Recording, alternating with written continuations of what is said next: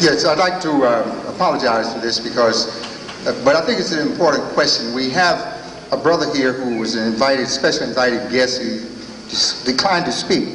But I think that there's an important question I want to ask, and I believe that he would answer it. You know that Brother Khalid had an attack on his life recently.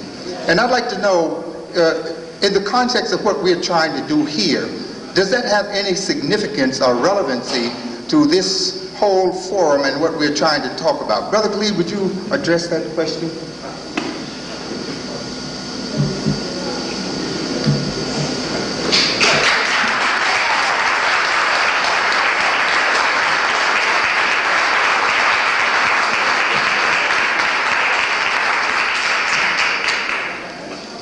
In the name of Allah, the Beneficent, the Merciful, all praise is due to Allah, the Lord of all the worlds.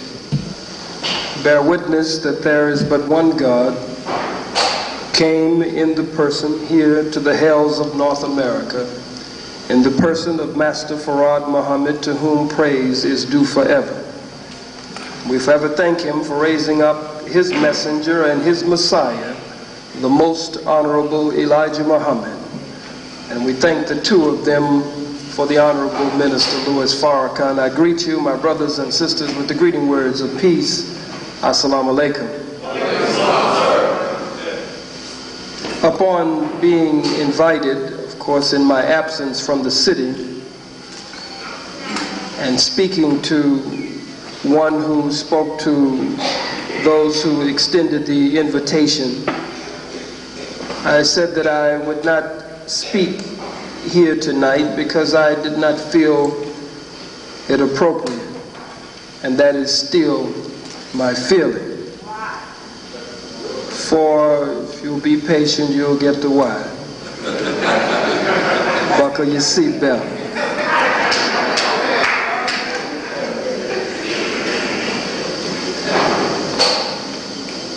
It has been now 1 year since my suspension from national spokesman. Minister Malcolm was the first great national spokesman of the Nation of Islam.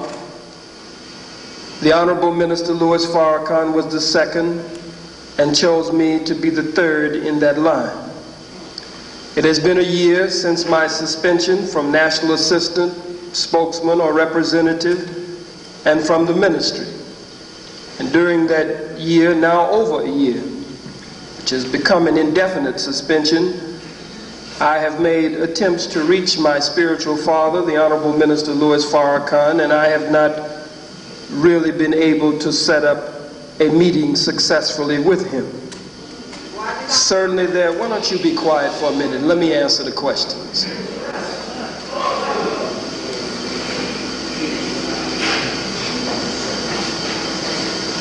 As difficult as it was, and I didn't mean any disrespect, but I was answering your disrespect. As difficult as it is to even stand up here, don't prompt me, don't push me. You push me to say something that maybe I shouldn't say or wouldn't have said, as Malcolm was probably prompted and pushed too much 30 years ago. This has happened almost 30 years to the day in many ways. I didn't set it that way, and I didn't plan it that way. Started in November 30 years ago. Started again in November 30 years later at Keene College. Many other parallels that are not necessary to go into now, but one in particular. Malcolm, it is true, made attempts to reach the Honorable Elijah Muhammad. We don't know if his calls were being intercepted. We don't know if his mail was being intercepted. We don't know what government operatives worked between Malcolm and his spiritual father. I have, for the most part, not spoken on this subject because I am still waiting for my meeting with the Honorable Minister Louis Farrakhan. And until I have that meeting with him, there are things that I would like to hear from him. And there are things as a son would say, that I would like to say to him. And I don't think I should say them to you before I say them to him. And some of you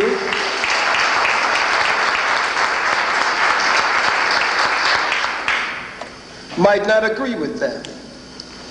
I believe I understand Brother Malcolm more today than I have ever understood him before.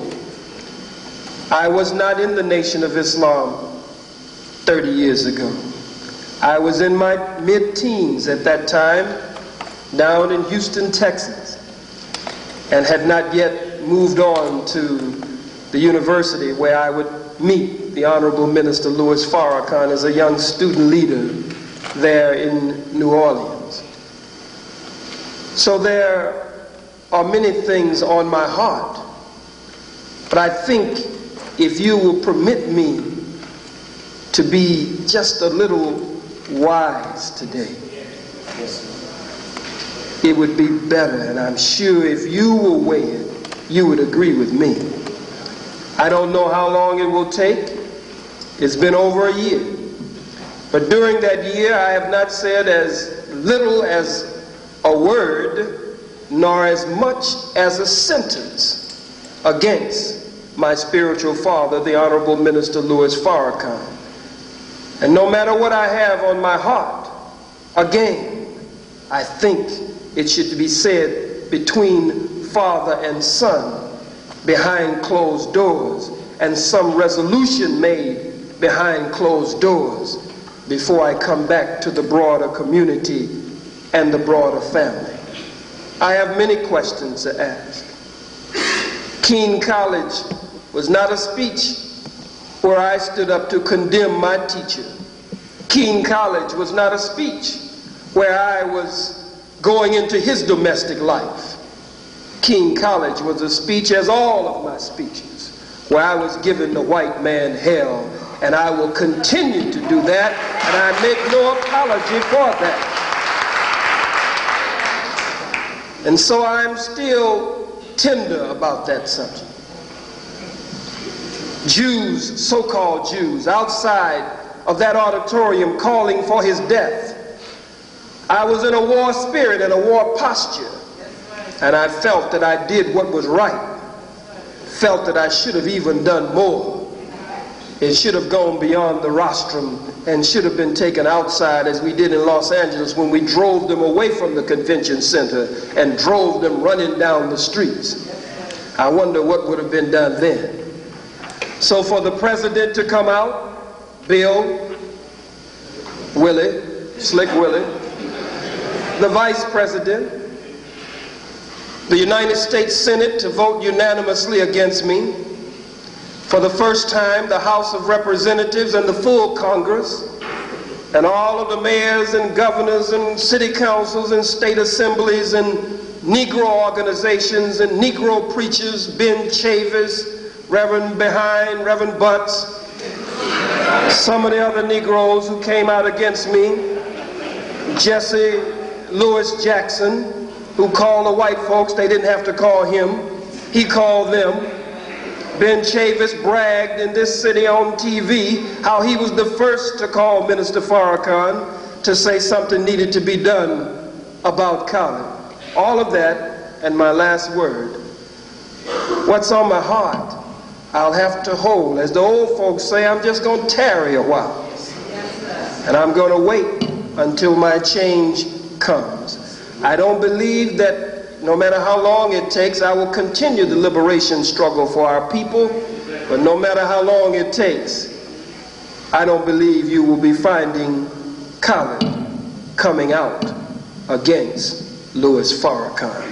Whatever happened 30 years ago between the Most Honorable Elijah Muhammad and the Honorable Minister Louis Farrakhan, today, Malcolm with the Honorable Elijah Muhammad 30 years ago, and Minister Farrakhan with Khalid today, hopefully, prayerfully, Farrakhan and Khalid can put a positive period behind the history of Elijah and Malcolm. Thank you.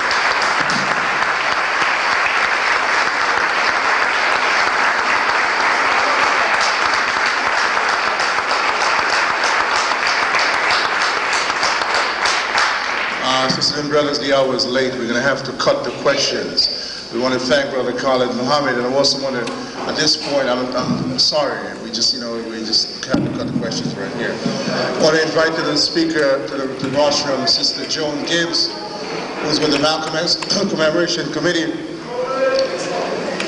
and with the Medgar Scholar Center for Law and Justice. Sister Joan Gibbs. Thank you. Brothers and sisters, I'm going to be brief because I do know how to be brief. And I want to thank all of you on behalf of the committee for coming out tonight and re-invite you to join us in May, because as this marks the 30th anniversary of the assassination of Malcolm, this also marks the 70th anniversary of his birth. And in that spirit in May, we want to have a week-long series of events. And I also want to point out to you, because the question has been raised repeatedly about how events like this is divisive, when the Malcolm X Committee worked not only to preserve Malcolm's legacy, we don't do it as an abstraction, but we do it because we think that Malcolm's teachings are important to the rebuilding and the rebuilding of the Black liberation movement, and that's why principally we work to teach Malcolm. We don't do it, we work to preserve his legacy. We don't do it because he's an icon or he's a god or anything like that, but we think that the brother taught us some things that are vital to our movement today. The second thing, in examining the assassination, people have talked tonight about the role of the U.S. government. And we think that's important for our people to understand the U.S. government and understand our relationship to that government, and that our people have been at war with that government ever since we got here, and we need to continue that war until we win it and liberate ourselves from the people. But we can only do that if we understand the nature of the beast that we're fighting. And you know, it was said earlier tonight, and I think we need to remember that the FBI chief among all of the agencies of the United States government, only exceeded by the CIA, is one of our principal enemies. And we need to keep them out of our midst. Finally, I want to say, because I think it's also important, these events are just not to get you out to listen, but we want to urge you to do something. And what I always try to urge people to do is really get behind the struggle for political prisoners.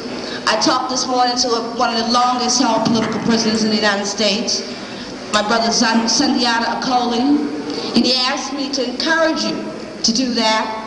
Also to write to him and the other political prisoners. Sundiata was recently given another 20 years, denied parole, and he needs our support because we know the brother is there in part because they don't have the sister asylum, and we need to help to get Sundiata out. Thank you, get home safely, and please pick up the literature about Mamiya in the back, and pick up some information, sign the petitions for Mamiya, and join us in May. Thank you.